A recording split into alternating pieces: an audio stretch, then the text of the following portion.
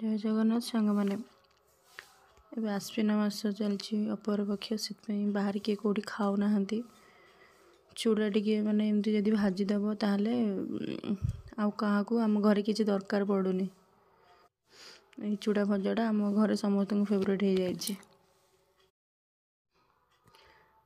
तेलर टिके बादाम एमती भाजीदबा काजू आलमंड जहाँ भी घरे थी ताहा भी पकेले चलो। भृषंग पत्र टिके भाजिकी काढ़ीदबा तापर कंचा लंका भी भाजीदबा भाजिकी सोरिष तापर टिके जीरा फुटेकी अधिका टिके पियाज पकईकी टिके लाल कर भाजीदेवा।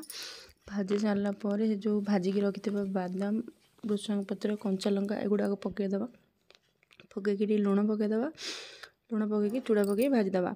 ए सेव भी पकईले बहुत भल लगे। तो आमर तो बाहर जिनस भी किसी खाऊनु से सेव पकईनी सेव पकईले बहुत भल लगे। यहाँ मत मो नानी मत शिखे देता सबुदिन मो चूड़ा उपमा करे तो कहले चूड़ा उपमा करुचु यहाँ जदि करूँ ताहले बहुत भल लगे। तो एमती चूड़ा भाजबार मत से शिखाई तो मुझे बहुत टाइम चूड़ा भाजी दिए बहुत दिन रुहे।